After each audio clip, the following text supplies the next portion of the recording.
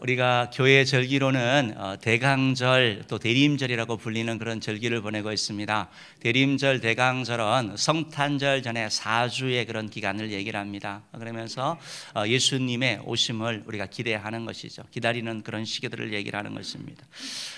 대림절 또 성탄절 그리고 우리 모든 교회의 절기의 중심에 바로 예수 그리스도가 있습니다.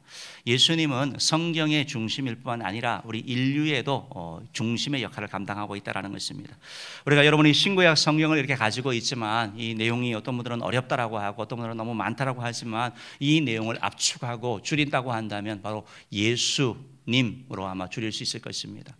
우리가 이 성경의 구약 부분은 바로 이 땅에 오실 우리의 구원자로 오실 예수님에 대한 말씀을 하고 있는 것이고, 바로 신약은 이 땅에 구원자로 오신 예수님께서 어떻게 사셨는지, 어떤 가르침을 주셨는지와 또한 이 땅 가운데 다시 심판자로 재림하실 예수님에 대한 약속, 그것이 바로 신약의 내용입니다. 그래서 성경의 핵심은 항상 예수님이다라는 것을 우리가 알 수 있습니다. 교회의 대림절의 절기도 예수님을 기다리는 것이고, 바로 또 성탄절도 바로 예수님이 핵심이 되는 것이죠. 성경과 성탄절, 기독교뿐만 아니라 사실은 역사의 주인도 바로 예수님인 것을 알 수 있습니다. 우리가 흔히 기원전, 기원후라는 이런 단어를 쓰고 있습니다. 기원전이라는 것의 그 의미는 BC라고 쓰고 있고, 기원후는 AD라는 단어를 사용하고 있습니다. BC는 Before Christ, 그리스도 전에 그런 약사가 바로 BC입니다. 그래서 기원전 얼마라는 것은 예수 탄생 전 얼마 이렇게 표현되는 것이고, 기원후라는 것은 아노 도미니라고 해서 예수 그리스도가 탄생한 이후에 왕이 오신, 주가 오신 이후에로부터 몇 년 되는 것입니다.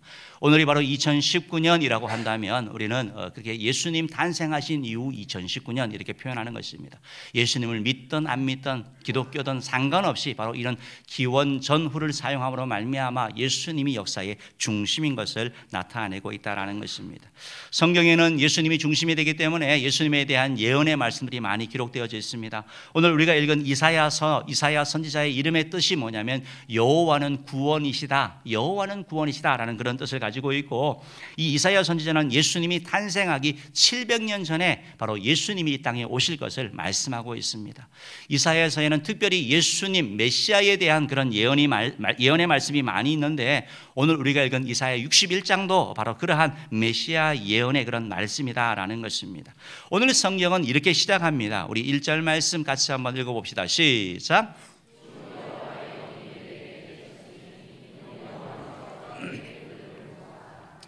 주 여호와의 영이 내게 내리셨으니 이는 여호와께서 내게 기름을 부으사, 두 가지 말씀을 하고 있습니다. 여호와의 영, 성령을 말씀하는 거죠. 성령은 바로 권능을 말하는 거죠. 능력을 말하는 것이죠. 주의 영이 임하셨고, 그리고 여호와께서 내게 기름을 부었다. 두 번째는 바로 기름을 부었다. 기름 부었다. 기름 부었다라는 말은 그리스도 메시아라는 그런 의미를 가지고 있습니다. 이 성경에서 기름의 의미는 상처가 났을 때 치료하는 치료제로 사용이 되었고, 또한 기름은 정결케 하는 그런 정결의 의미로 사용되었고, 또한 기름의 의미라는 것은 바로 장례를 치를 때 바로 그렇게 사용했던 것을 우리가 기억하고 있습니다. 또 하나 바로 이 기름은 바로 어떤 직분을 줄 때 사용된 것을 볼 수 있습니다. 그래서 구약에서는 바로 소수의 사람들만 이런 기름 부음을 받은 것이죠. 특별히 직분과 관련되어서는 바로 바로 하나님이 임명하신 왕이다라는 그런 측면에 있어서 바로 왕으로 세워질 때 기름 부음을 받았고, 제사장도 기름 부음을 받아서 세웠고요, 선지자도 역시 기름 부음을 받아 세운 것을 볼 수 있는 것입니다. 일반적으로 이사야 61장은 메시아 사역의 그런 예언의 장이라고 보는데, 우리 1절 말씀 다시 한번 조해 주시기 바랍니다. 그런데 오늘 말씀을 보면서 이렇게 표현되어 있지 않습니까? 주 여호와의 영이 내게 내리셨다. 여호와께서 내게 기름을 부으셨다. 내게가 도대체 누구인가? 내게가 누구인가? 이렇게 문맥적으로 보고, 또 이게 이사야를 기록한 자가 이사야 선지자라는 것을 우리가 알기 때문에 여기서의 나는 바로 이사야 선지자처럼 이렇게 보여집니다.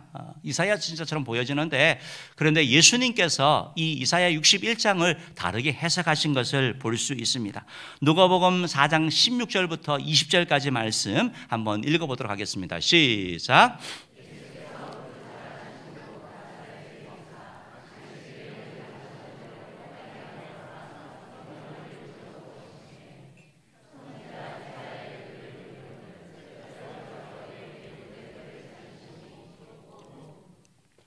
주의 성령이 내게 임하셨으니 이는 가난한 자에게 복음을 전하게 하시려고 내게 기름을 부으시고 나를 보내사 포로된 자에게 자유를, 눈먼 자에게 다시 보게 함을 전파하며 눌린 자를 자유롭게 하고 주의 은혜의 해를 전파하게 하려 하심이라 하였더라.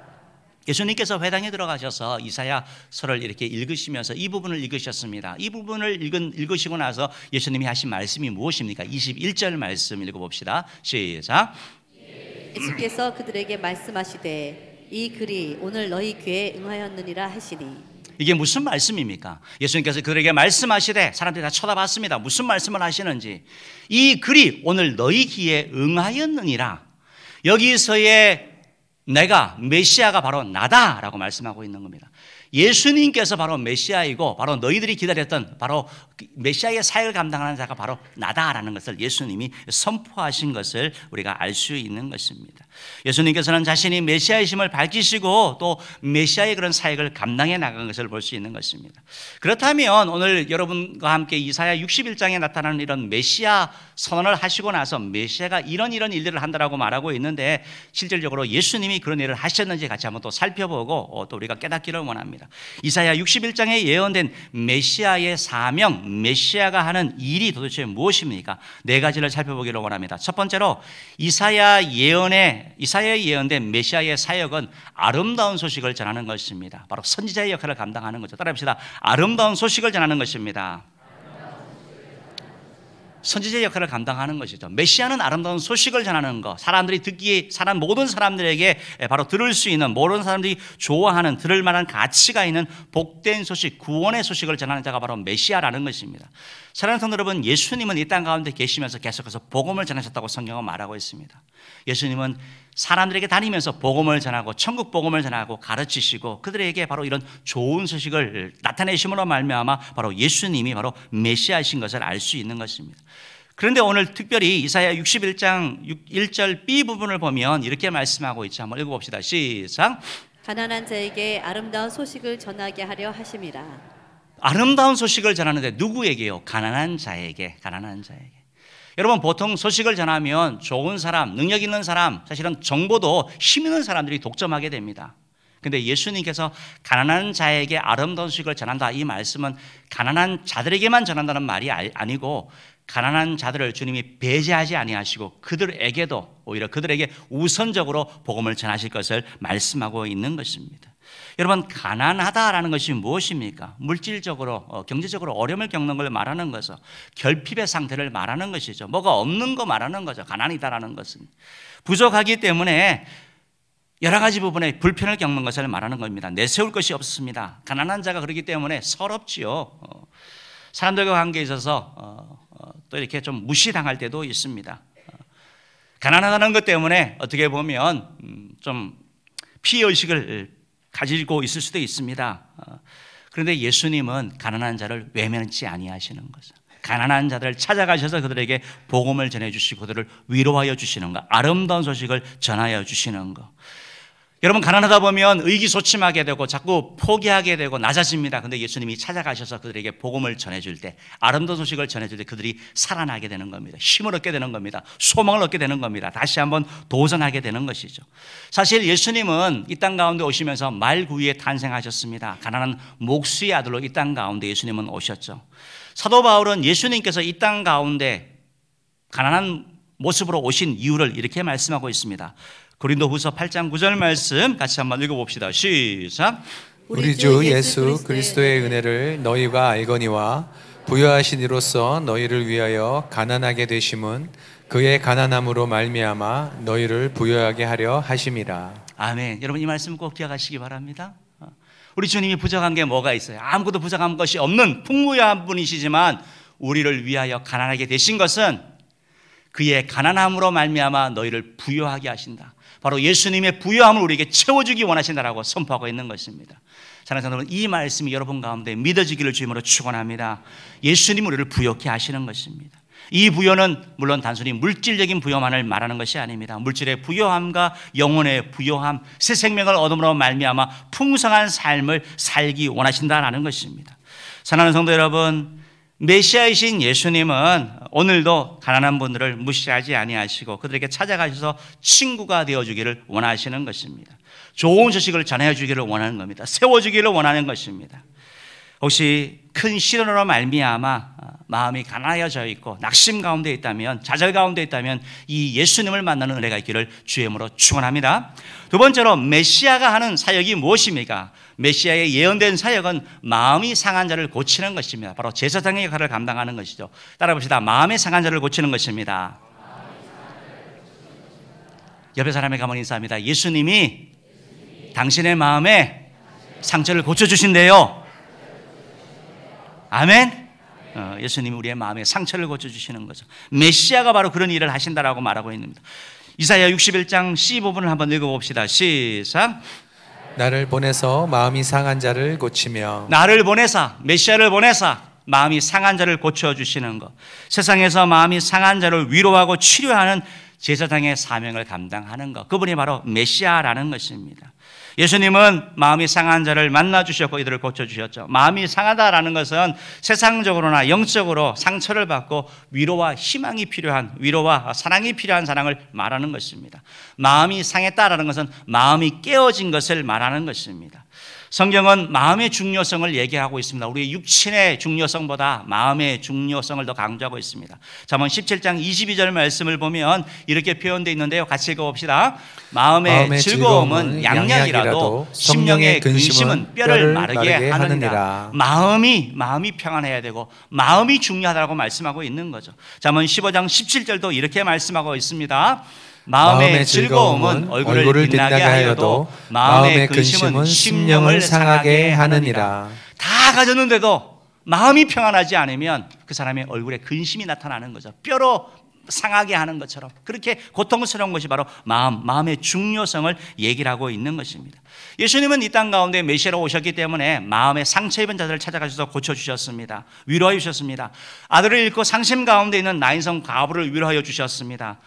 오라비를 잃고 슬퍼하고 있던 바로 마음이 상하였던 마르다와 마리아 자매를 위로해 주셨습니다. 상한 마음을 고쳐주신 것을 볼 수 있는 것이죠. 이사야서가 기록되어 있는 당시의 배경을 여러분들이 조금 이해하시면 본문을 이해하기가 더 쉽습니다. 이스라엘 백성들이, 유대인들이 멸망하고 나서 바벨론 포로로 끌려가가지고 바벨론에서 70년 동안 종생활을 하게 됩니다. 노예 생활을 하게 됩니다. 그 가운데 70년의 생활을 살면서 어떤 사람들은 그 바벨론 사람들과 결혼을 해가지고 혼혈을 하게 됩니다. 혼혈된 아이가 태어나기도 하고, 어떤 사람은 계속 그 유대인의 혈통을 지키는 사람들도 있습니다. 70년의 세월이 지난 다음에 이 바벨론이 바사 제국의 고레세 왕에 의해서 멸망을 당하고 바로 이 예루살렘으로 다시 귀환하는 그런 정책을 통해 가지고 고향 땅으로 돌아오게 됩니다. 고향 땅으로 돌아오니까 그 땅 가운데 있었던 사람들, 남겨진 사람들도 있었고 그 가운데 온 사람들도 있었고 또 그 문화에 동화되어 있던 사람들이 있었습니다. 그러다 보니까 자연스럽게 이런 갈등이 일어나게 되는 겁니다. 뭐가 생각하는 것도 그렇고 행동하는 것도 그렇고 서로 차이가 남으로 말미암아 다툼이 일어나게 되는 것입니다. 이것이 바로 그 당시에 그런 시대적인 변화이고 마음이 서로 상한 일들이 많이 있었던 것이죠.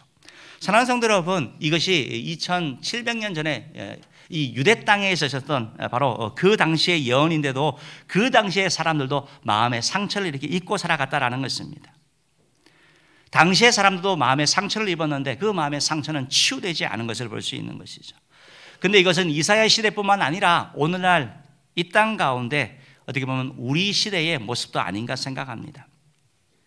여러분들은 마음에 상처와 아픔이 없습니까? 겉으로 보기에는 다 멀쩡하고 건강해 보이고 좋은 옷을 입고 이렇게 당당해 보이지만 우리 가운데 상처가 없다, 마음에 상처가 없다라고 말할 수 있는 사람은 단 한 사람도 없을 것입니다. 여러분, 육체의 상처는 시간이 지나면 자연스럽게 이렇게 치유되는 것이 있습니다. 그런데 마음의 상처는 오랜 세월이 흘러도 우리 마음 가운데 저절로 사라지지 않습니다. 저절로 해결되지 않습니다. 잊어버렸는데 어느 순간 세월이 흘러서 좀 경제적인 여유가 생기고 나를 돌아볼 여유가 생기면 과거의 상처가 속에서도 올라오는 것을 경험하게 되는 것입니다. 어린 시절 받았던 그런 학대들, 무시한 것들이 살아나는 것을 보게 되는 겁니다. 너무 분주해서 몰랐는데 어느 순간 알게 되는 것이죠. 부부 관계를 해나가면서 또 결혼 생활을 해나가면서도 평상시에는 상관이 없는데 스트레스가 가중될 때 이런 상처들이 올라옵니다. 아이들을 양육하면서 나의 과거의 상처가 올라와서 그 아이들에게 좋지 못한 모습으로 해나가는 것을 보게 되는 것입니다. 사실 사람은 몸이 아프면 그것을 치료받기를 원하는 것처럼 마음의 상처를 가진 사람들도 그 상처를 치유받기를 원하시는 것입니다. 그래서 사람들에게 다가갑니다. 그런데 대부분의 경우 사람들에게 다가갔을 때 상처를 치유받는 것이 아니라 오히려 더 상처를 입게 됩니다. 왜냐하면 그 사람도 마음의 상처를 가지고 있기 때문에 그렇다라는 것입니다. 유명한 프로이드 같은 경우는 이런 상황을 설명을 하면서 사실 우리가 사람의 관계가 더 가까우면 가까울수록 미움도 상처도 더 많아진다라고 얘기를 했습니다. 그러면서 이런 얘기를 했는데요, 바로 고슴도치 얘기를 했습니다. 고슴도치 한 쌍이 추운 겨울을 보내고 있습니다. 너무 추워가지고 이 고슴도치가 우리가 떨어져 있는 것보다 서로 붙으면, 같이 있으면 좀 더 따뜻해지지 않을까 하면서 서로 가까이 다가갔습니다. 좀 더 가까이 가니까 괜찮았는데 더 가까이 가니까 이 가시가 서로를 찌르는 것입니다. 이 서로의 상처가, 이 가시가 서로를 찌름으로 말미암아 아픔 가운데 있을 수밖에 없는 것입니다. 상처만 더 나는 겁니다. 고슴도치는 딜레마에 빠지는 겁니다. 떨어져 있다니 춥고 가까이 가지나 따뜻하기는 하지만 상처가 서로를 찌르게 되고, 이것이 바로 우리 인간의 모습이라는 것입니다. 우리 인간의 관계도 서로 사실은 마음의 상처를 치유받기 위해서 가까이 다가가지만 사실은 가까이 하다 보면 무례함도 나오고 우리의 상처가 있어서 서로를 아프게 하는 것, 이게 바로 인간이라는 것입니다. 사랑하는 성도 여러분, 이것이 바로 인간의 모습인데, 그런데 우리에게 그래서 바로 메시아, 바로 예수님이 필요한 거죠. 예수님은 이런 우리의 그런 상처들, 어떤 가시가 있든지 주님은 품어주시고 위로하여 주시는 거죠. 이사야 42장 3절 말씀을 보면 마음이 상한 자를 고치시는, 그들을 외면치 않으시는 우리 주님의 모습을 보여줍니다. 읽어봅시다. 시작. 상한 갈대를 꺾지 아니하며 꺼져가는 등불을 끄지 아니하고 진실로 정의를 시행할 것이며. 상한 갈대를 꺾지 아니하며 꺼져가는 등불을 끄지 아니하며, 이것도 나중에 예수님에 대한 말씀으로 해석이 되는 것이죠. 여러분, 갈대는 잡초죠, 풀이죠. 그래서 특별하게 유용하지 않는 것입니다. 물론 갈대가 많이 모여 있으면 갈대 축제라는 것처럼 뭐 보기 괜찮을 수는 있는데, 그러나 궁극적으로 쓸 데가 별로 그렇게 없는 것입니다. 그렇게 쓸데없는 존재가 갈대인데, 그런 갈대 가운데 상한 갈대, 사람들은 무시할 수밖에 없겠죠. 근데 주님은 그런 상한 갈대도 꺾지 아니하신다. 이게 바로 주님의 모습을 말씀하고 있는 거죠. 꺼져가는 등불도 끄지 아니하신다. 어떤 상처든지 어떤 아픔이든지 주님은 외면치 아니하신다고 말씀하고 있습니다. 사실 우리는 어떤 피해를 당하고 어떤 아픔이 있으면 도대체 누가 가해자이고 누가 피해자인지 나누기를 좋아합니다. 누구 책임인가, 누구 탓인가 명확히 하고자 하는 그런 경향성이 있습니다. 주님은 우리에게 누가 너에게 그런 상처를 줬느냐, 누가 너의 마음에 그래 아픔을 줬느냐 묻지도 않으시고 따지지도 아니하신다는 것입니다. 우리 마음의 상처, 어떤 경우는 타인이 우리에게 마음의 상처를 주기도 하고, 어떤 경우는 우리 스스로 우리 자신들을 괴롭혀가지고 우리 마음의 상처를 가지고 있기도 합니다. 그 상처가 어떤 상처든지 관계없이 우리 주님은 그 상처를 치료해 주기를 원하시는 것입니다. 사랑하는 성도 여러분, 오늘 이 자리에 혹시 그런 마음의 상처를 가지고 계시는 분이 있습니까? 그렇다면 메시아이신 주님, 그 주님께서 다시 한번 여러분의 마음의 상처를 치유하는 은혜가 있기를 주님으로 축원합니다. 아무리 오래된 상처라 하더라도 주님은 우리를 외면치 아니하시고 우리를 품어주시고 우리를 고칠 능력이 있다라는 것입니다. 그런 주님의 은혜를 경험하는 저 여러분 되기를 주님으로 축원합니다. 또한 우리 주변에, 우리 가족 가운데, 우리 친구 가운데 마음의 상처로 말미암아 스스로를 계속 파괴하는 그런 삶 가운데 살아가는 사람이 있다면, 몸부림치는 자가 있다면 그분에게 우리 주님을 소개하는 은혜가 있기를 주님으로 축원합니다. 세 번째로 메시아의 사역은 자유케 하는 것입니다. 따라합시다. 자유케 하는 것입니다. 왕으로서 자유케 하는 그런 사역을 감당하는 겁니다. 옆에 사람에게 한번 인사합니다. 예수님은 당신을 자유케 하십니다. 아멘. 예수님은 우리를 자유케 하시는 거예요. 자유케 하는 거. 이게 너무나 중요한 거죠. 이사야 61장 1절부터 1절 뒷부분부터 61장 3절까지 한번 읽어봅시다. 시작. 포로된 자에게 자유를, 갇힌 자에게 노임을 선포하며 여호와의 은혜의 해와 우리 하나님의 보복의 날을 선포하며 모든 슬픈 자를 위로하되, 무릇 시온에서 슬퍼하는 자에게 회관을 주어 그 죄를 대신하여 회락의 기름으로 그 슬픔을 대신하며 찬송의 옷으로 그 근심을 대신하시고. 아멘, 아멘. 61장에서 61장 지금 세 번째 부분에서 얘기하는 것은 자유케 한다라는 것입니다. 앞부분 한번 줘보시기 바랍니다. 앞부분부터 다시 한번 볼게요. 1절 뒷부분부터 한번 볼게요. 포로된 자에게 자유를, 갇힌 자에게 노임을 선포하며, 이거 많이 들었던 말씀이죠. 그 다음 구절이요. 한번 봅시다. 여호와의 은혜의 해와 우리 하나님의 보복의 날을 선포하며. 여러분, 메시아의 사역은 항상 이중적입니다. 복음이 전하여지면 그 복음에 반응하는 사람은 구원을 얻는 것이고 거부하는 사람은 멸망을 받게 되는 것입니다. 바로 은혜의 해, 바로 예수님이 오시기 전까지 예수를 믿으면 누구든지 어떤 상황에 상관없이 바로 구원받는 걸 얘기를 하는 것이고, 하나님의 보복의 날, 바로 심판의 날을 말하는 거죠. 그 날이 임할 것이다. 그리하여 슬픈 자를 주님이 위로하여 주신다라고 말씀하고 있습니다. 3절 말씀 한번 볼래요? 시온에서 슬퍼하는 자, 시온은 바로 교회를 얘기를 하는 거고 하나님의 성전을 얘기를 하는데, 시온에서 슬퍼하는 자는 바로 자기네 죄 때문에 슬퍼하는 자를 얘기를 하는 것입니다. 사실 예수 믿는 사람은 죄에 대하여 조금 더 민감합니다. 세상적으로 얘기를 하자면 뭐 내가 도둑질을 해서 뭐 강도질을 해서, 그렇지만 우리의 마음으로 미움 마음을 가질 때, 마음으로 음란한 생각할 때 우리는 그것이 바로 죄인 것을 깨닫는 거죠. 그렇기 때문에 우리가 하나님 앞에서 우리 자신을 내어놓으면서 슬퍼하는 겁니다. 바로 그렇게 슬퍼하는 자에게 화관을 주신다, 기쁨을 주신다라고 말하고 있고, 죄라는 것은, 그 죄라는 것은 이스라엘 백성들이 슬픔 가운데 있을 때, 큰일이 있을 때 바로 죄를 뒤집어 쓴 것을 말합니다. 슬픔을 상징하는 거죠. 근데 그 슬픔이 아니라 희락, 기쁨의 기름, 희락의 기름은 기쁨의 기름, 최고의 기름, 제사할 때 쓰는 그 기름을 말하는 건데요, 그걸 통해서 기쁨을 주신다라고 말하고 있는 것입니다. 사랑하는 성도 여러분, 결국 이 왕으로서의 사역을 감당하면서 바로 자유케 하는 사역을 설명하고 있는 것을 보고 있는 것입니다. 사람은 자유하기를 원하시는 것이죠. 사람은 자유로운 존재로 창조되었고 항상 자유를 갈망합니다. 미국의 독립운동가였던 패트릭 핸디라는 분은 이런 얘기를 했습니다. 자유가 아니면 뭘 달라고요? 죽음을 달라. 패트릭 핸디라는 사람이 얘기했죠. 자유가 아니면 죽음을 달라. 그만큼 자유에 대한 갈망이 우리 인간에 있는 것이죠. 사실 우리 에덴 동산에서 하나님과 교제할 때 우리는 자유를 누리면서 살아갔는데, 범죄함으로 말미암아 우리 이 자유를 상실하게 되었습니다. 죄의 종이 되었습니다. 죄의 노예가 된 것이죠. 그리고 마귀의 종이 되어서 바로 마귀의 포로가 된 바로 이런 상황 가운데 우리가 살아가는 것을 얘기를 하고 있는 것입니다. 사실 저와 여러분을 볼 때 과거처럼 뭐 노예 제도라든지 종 그런 제도도 없는데, 신분 제도 없는데, 겉으로 볼 때 얼마나 우리가 자유롭습니까? 원하는 거 먹을 수 있고 갈 수 있고 뭐 행할 수 있는 거 아닙니까? 그러나 우리의 내면을 살펴보면 뭔가에 묶여있는 우리 자신들을 발견하게 되는 것입니다. 보이지 않는 어떤 거에 질질 끌려가는 우리 삶을 보게 되는 것이죠. 그것이 돈이 될 수도 있고, 그것이 도박이 될 수도 있고, 술이 될 수도 있고, 음란이 될 수도 있고, 뭔가 중독되어 있는 우리 자신들을 보게 되는 것입니다. 오늘 특별히 스마트폰을 보면 아이들이 너무 중독되어 있는 걸 보게 됩니다. 어른들도 마찬가지고, 저도 좀 그런 증세가 있는 것 같습니다. 아이들 심지어 학교를 등교하는데 보니까 핸드폰이 없으면 그냥 불안해하는 거죠. 핸드폰을 보면서 출근이 아니고 학교를 가고 있습니다. 너무나 위험한 상황들을 보게 되는 거죠. 어떻게 보면 우리가 이렇게 종되어 있는, 어떻게 보면 끌려가는 우리 자신들을 보게 되는 것을 보게 됩니다. 거기서 빠져나오려고 몸부림쳐보지만 우리 스스로의 힘으로 어쩔 수 없는 자신들을 발견하게 됩니다.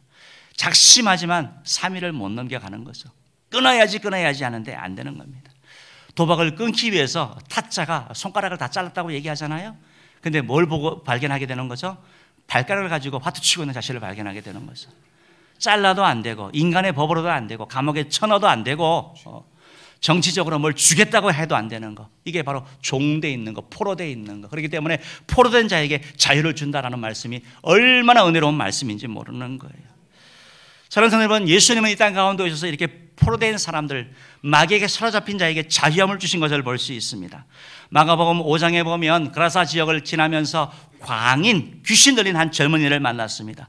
이 젊은이는 귀신에게 사로잡혀서 포로가 되어가지고 이 무덤 가운데 살면서 날마다 옷을 벗어 던지는 거예요. 괴상한 소리를 내면서 여러 사람을 괴롭히는 그런 일을 했습니다. 사람들이 다 피하고, 사람들이 도망하고, 사람들이 가까이 하지 않습니다. 불행하고 비극적인 삶을 살아가는 거죠. 예수님이 그곳을 지나자가 그를 보시면서 자유케 하여 주신 것이죠. 바로 그에게 치유의 은혜, 회복의 은혜, 참 자유를 주신 것을 볼 수 있는 것입니다.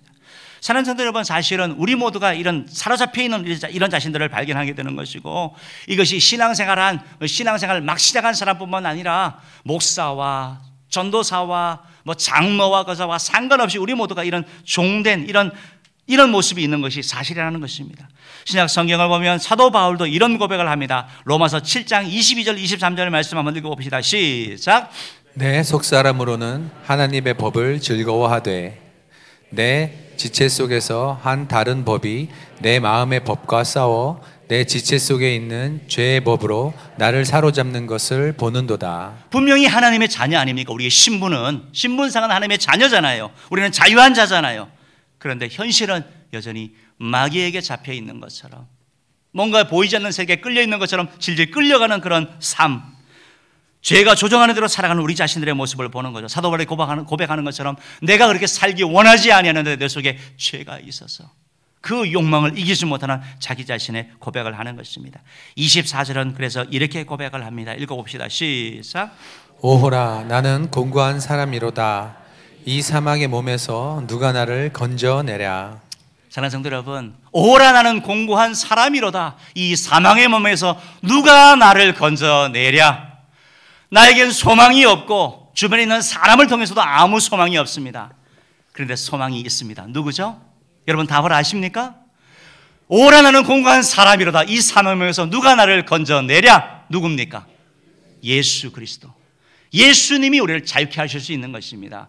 예수님이 우리에게 해방하시고 예수님이 우리에게 새 생명을 주실 수 있는 것입니다. 사랑하는 성도 여러분, 우리를 자유케 하실 분, 그분은 바로 오직 예수 그리스도 한 분뿐인 것을 믿으시기를 주님으로 축원합니다. 요한복음 8장 36절에서 그래서 이렇게 말씀하시죠. 읽어봅시다. 시작. 그러므로 아들이 너희를 자유롭게 하면 너희가 참으로 자유로우리라. 아들이 누굽니까? 예수님이죠. 예수님이 우리에게 자유를 주시면 우리가 날마다 참으로 자유롭게 되는 것입니다. 여러분, 스스로의 힘으로 내가 끊어야지, 내가 멈춰야지, 내가 해방되어야지 하는 것이 아니고, 다른 사람의 도움을 구하는 것이 아니라 우리 주 예수 그리스도 앞에 나와서 예수 이름 부르고 주를 의지하는 되기를 주님으로 축원합니다. 그때 주님이 자유함을 주실 것입니다. 사랑하는 성도 여러분, 빠삐용이라는 이런 영화를 아십니까? 빠삐용이라는 영화 워낙 유명해가지고 이건 리메이크한 거죠. 과거에 유명한 영화죠. 이 영화는 실화를 바탕으로 만들어진 그러한 영화입니다. 주인공 앙리 샤리엘이라는 이런 프랑스 사람인데요. 이 사람은 1906년에 교장 선생님의 아들로 태어났습니다. 그런데 교장 선생님의 바람과 다르게 모범적으로 살지 아니하고 아이들과 사춘기 시절부터 나쁜 짓을 하고 부모의 속을 썩였습니다. 20살 때 파리 시내에서 술을 먹고 이렇게 있다가 뭐 좀도둑질이 이렇게 조금 했는데요. 근데 그런 나쁜 짓을 하고 그렇게 살긴 했는데, 술을 먹고 있다가 있었는데 살인죄로 누명을 쓰고 종신형에 처하게 되는 것입니다. 검사가 너 어렸을 때부터 하는 짓을 보니까 이게 살인죄도 네가 저질렀다 해가지고 이 종신형을 선고한 거죠.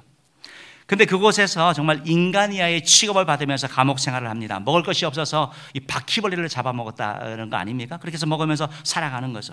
근데 앙리 샤리라는 사람이 그곳에서 계속해서 탈출하려고 시도하는 거죠.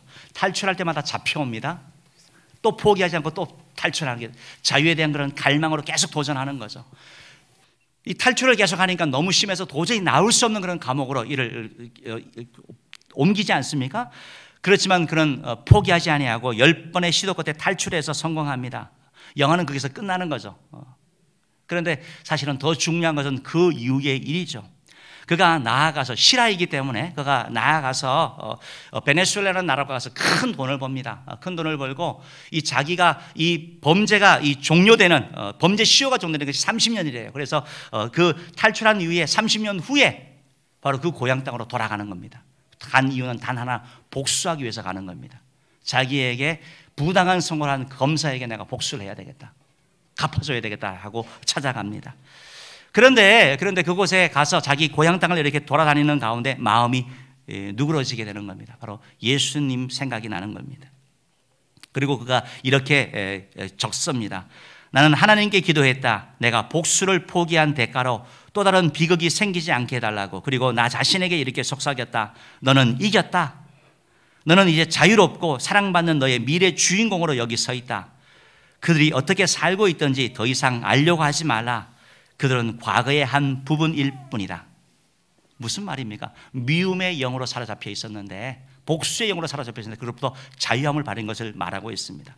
사랑하는 성도 여러분, 여러분들은 지금 이 자리에 앉아 계시는데 여러분들은 어떤 마음으로 이 자리에 계시는지 모르겠습니다. 혹시 여러분들을 사로잡고 있는 악한 세력이 있습니까? 나를 꼼짝달싹 못하게 하는 그런 실체가 있습니까? 음란, 미움, 물질, 아니면 성공, 아니면 미래에 대한 염려, 걱정, 두려움, 불안, 우리 힘으로 벗어날 수 없다라는 것입니다. 사랑하는 성도 여러분, 이번 성탄절을 이렇게 앞두면서 이 땅 가운데 우리에게 자유를 주기 위해서 오신 예수님, 그 예수님을 만남으로 말미암아 자유함을 누리는 저와 여러분들을 주님으로 축원합니다. 마지막 네 번째 제가 정말 하고 싶은 말씀, 이 말씀을 읽으면서 제 마음에 제일 크게 와닿았던 말씀, 이 말씀을 나누기로 원합니다. 따라합시다. 의의 나무를 만드는 것입니다. 메시아의 예언의 사역의 목표가 뭐냐? 의의 나무를 만드는 것, 하나님께 영광 돌리는 존재, 하나님의 영광의 광채를 드러내는 존재가 되게 하는 것이 바로 예수님 메시아의 사역의 목표라는 것입니다. 우리 성경 말씀, 우리 3절 B 부분 한번 읽어봅시다. 시작. 그들이 의의 나무 곧 여호와께서 심으신 나타낼 자라 일컬음을 받게 하려 하심이라. 이 말씀은 다시 한번 읽어봐야 되는데요, 예수님께서 오셔가지고, 메시아가 오셔가지고 가난한 자에게 복음을 전하셨잖아요. 아름다운 소식을 전하셨잖아요. 그들이 다시 살아납니다. 용기를 얻습니다. 잘 살아갑니다. 마음이 상처 입은 자들 찾아오셔서 고쳐주셨습니다. 육신의 질병도 치유해주셨습니다. 건강하게 되었습니다. 건전한 자아상을 가지게 되었습니다. 포로된 자, 죄의 종된 자 자유케 해주셨습니다. 그거로 끝나는 게 아니고 그들이 의의 나무 곧 여호와께서 심으신 그 영광을 나타낼 자라 일컬음을 받게 하려 하심이라. 이것이 바로 예수 그리스도의 사역의 목표라는 것입니다. 사랑하는 성도 여러분, 우리가 예수님을 믿음으로 말미암아 구원받지 않습니까? 죄 용서 받고 천국 가지 않습니까? 그것으로 끝나는 것이 아니고 주님이 원하시는 사역의 목표가 뭐냐? 그걸 통하여 하나님의 영광을 드러내는 것. 왜 우리가 이 땅 가운데 계속해서 살아가는 겁니까? 주의 이름을 높이기 위해서 그러는 것이죠. 주님이 나를 이렇게 고쳐주셨습니다. 마음이 상했는데 주님이 나를 취해주셨습니다. 하나님이 하셨습니다. 드러내는 걸 말하는 거죠. 내가 정말 찢어지듯이 가난했는데 하나님의 은혜로 말미암아 이렇게 일어났습니다. 내가 마음이 가난했는데 하나님의 은혜로 말미암아 이렇게 풍요롭게 되었습니다. 내가 포로되었는데 죄로 말미암아 내가 중독 가운데 있었는데 예수님 때문에 자유하게 되었습니다. 하나님의 영광을 드리는 그런 존재가 되는 것, 의의 나무가 되는 것, 이게 바로 하나님이 행하시는 일이라는 것입니다. 사랑하는 성도 여러분, 우리의 삶을 통하여 의의 나무, 그래서 하나님의 영광을 드러내는 자 되기를 주님으로 축원합니다. 이 예화를 할까 말까 이렇게 망설였는데 이 예화를 하고 이렇게 말씀을 마치는 게 좋겠습니다. 뭐 이렇게 좀 논란이 있기는 하지만 한 사람의 삶에는 항상 공과 가가 있습니다. 연세대학교 총장이었던 백낙준 박사님이 있습니다. 이분에 대해서 뭐 친일 운동했다라고 해서 일부에서는 또 그런 얘기가 있지만 그런 부분도 있지만 이분은 참 많은 일을 했는데요. 이분의 아버지는 무당이었습니다. 부친이. 근데 무당인데 보통 여자들이 이렇게 하는데 아주 그냥 굿을 잘했나 봐요. 그래서 이 무당춤을 아주 현란하게 잘 췄다고 합니다. 근데 이제 그 동네에 한 전도사가 지나가면서 그 광경을 보면서 아니 자식들 망할 짓 그만하고 예수 믿고 천당 가시오 이렇게 얘기했대요. 자식들 망할 짓 그만하고 예수 믿고 천당 가시오 라고 전도사가 지나가면서 얘기를 했더니 이 백낙준 박사의 아버지가 그 무당하면서 얘기했다고 합니다. 너나 잘 믿고 천당이나 백당이나 가라 이렇게 말했는데, 그리고 집에 왔는데 밤에 잠을 자려고 하는데 잠이 오지 아니하는 거예요. 그의 마음에 자꾸 이 말이 자꾸 생각나는 겁니다. 자식들 망할 짓 그만하고 예수 믿고 천당 가라. 계속해서 그 소리가 들리는 겁니다. 그리고 그는 예수를 믿게 됐고 교회를 가게 되었고 결국 그 가정이 어쨌든 유학 가고 이러면서 하나님 앞에 쓰임 받게 되었다라는 것입니다. 사랑하는 성도 여러분, 우리가 하나님이 우리를 세워주실 때, 하나님이 세워주실 때 하나님의 영광을 위하여 드러내는 그런 잘 쓰임 받는 되기를 주님으로 축복합니다. 하나님이 건강 주시고 물질 주시고 지혜 주시고 지위 주실 때 하나님 영광을 드리는 존재로 계속해서 쓰임 받는다면 하나님이 계속해서 높임을 받으실 것입니다. 그런 은혜가 우리 가운데 있기를 주님으로 축원합니다. 사랑하는 성도 여러분, 성탄절 이제 앞두고 있습니다. 예수님은 바로 저와 여러분을 돕기 위하여 이 땅 가운데 오셨습니다. 왜 오셨습니까? 가난한 자, 소망 없는 자에게 복음을 전하기 위하여 오셨습니다. 마음이 상한 자를 치료하기 위하여 오셨습니다. 병든 자를 치료하기 위하여 오셨습니다.